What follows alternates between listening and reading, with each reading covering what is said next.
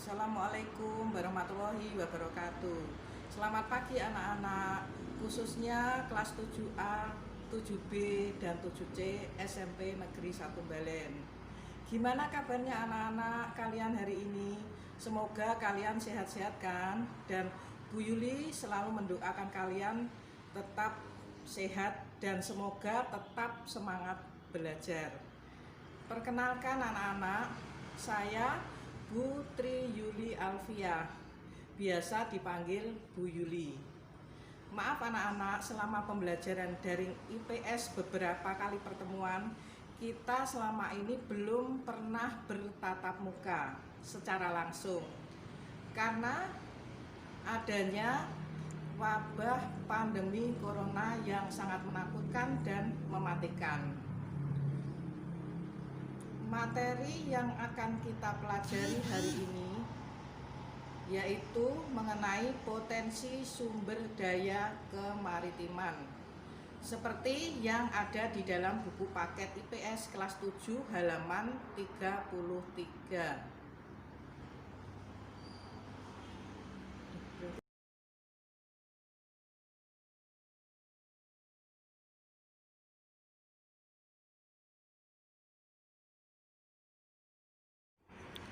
Potensi kemaritiman Indonesia.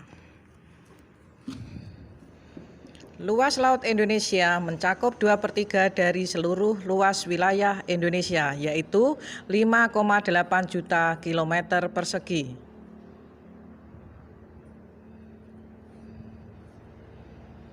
Potensi sumber daya laut terdiri dari ikan, bahan tambang, mangrove, terumbu karang.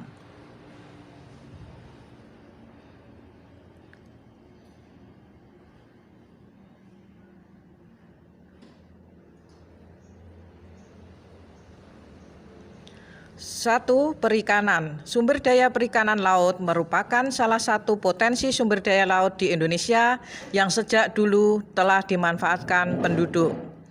Laut Indonesia memiliki angka potensi lestari yang besar, yaitu 6,4 juta kilometer persegi. Apa yang dimaksud potensi lestari?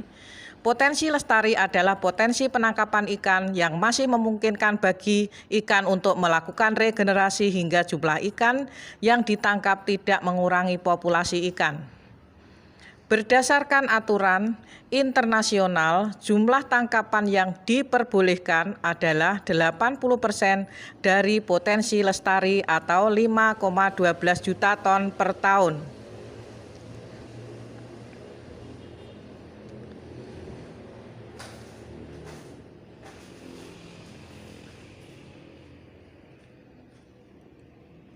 Potensi ikan apa saja yang ada di Indonesia? Potensi ikan yang ada di Indonesia yaitu ikan pelagis. Apa itu ikan pelagis? Ikan pelagis adalah ikan yang hidup di permukaan air, ciri utamanya yaitu beraktivitas secara bergelombol dan melakukan migrasi. Indonesia bagian barat, kedalaman laut 75 meter. Ikan pelagis kecil, ikan layang, ikan teri, ikan kembung. Indonesia bagian timur, kedalaman laut 4.000 meter. Terdapat ikan pelagis besar, cakalang, tuna. Tuna diekspor ke negara Jepang setiap tahunnya dari Indonesia ke Jepang. Perikanan tambak di pantai utara Jawa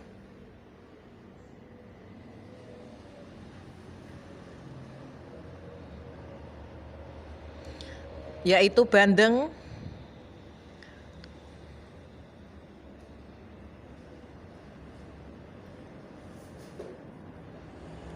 dua, hutan mangrove. Hutan mangrove atau hutan bako adalah tipe hutan yang berada di daerah pasang surut air laut.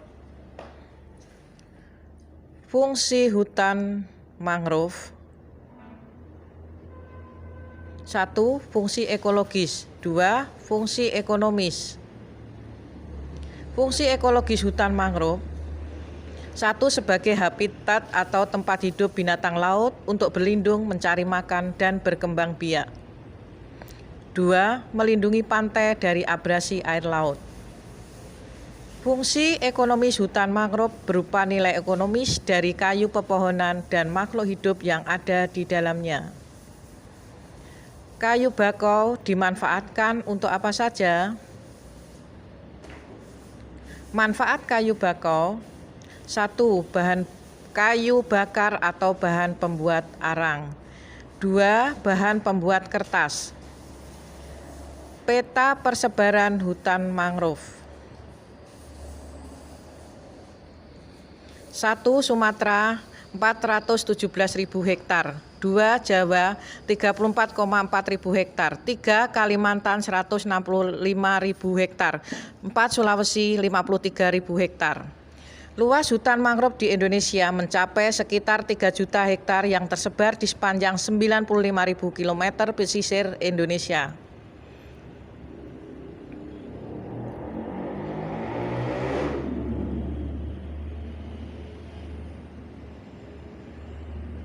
Tiga, terumbu karang. Apa itu terumbu karang? Terumbu karang adalah batuan sedimen di laut yang terbentuk dari kapur yang sebagian besar dihasilkan dari koral. Jika ribuan koral membentuk koloni, koral-koral tersebut akan membentuk karang.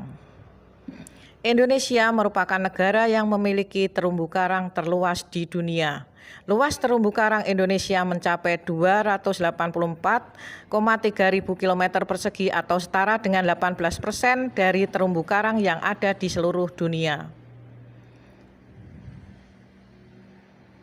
Mengapa terumbu karang hanya ditemukan di Indonesia? Terumbu karang tumbuh dengan baik pada suhu perairan laut antara 21 derajat sampai 29 derajat Celcius. Indonesia beriklim tropis dan suhu perairannya hangat menyebabkan terumbu karang banyak ditemukan di Indonesia. Manfaat terumbu karang. 1. Manfaat ekonomis. 2. Manfaat ekologis. 3. Manfaat sosial ekonomis. Manfaat dari segi ekologis. 1. Terumbu karang sebagai habitat dan sumber makanan bagi berbagai jenis makhluk hidup di laut. 2. Terumbu karang merupakan sumber keanekaragaman hayati yang tinggi. 3. Terumbu karang sebagai pelindung bagi ekosistem yang ada di sekitarnya. Manfaat dari segi sosial ekonomi.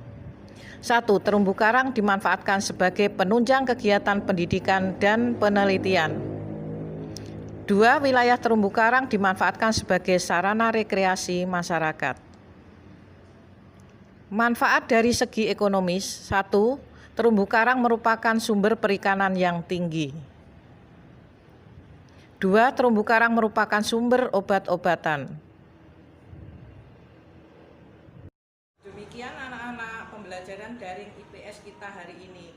Semoga kalian bisa mengikuti pembelajaran dengan baik dan bisa memetik hasilnya, serta hasil pembelajaran segera kalian kirim dan diselesaikan dan dikirim ke Bu Yuli melalui Google Classroom.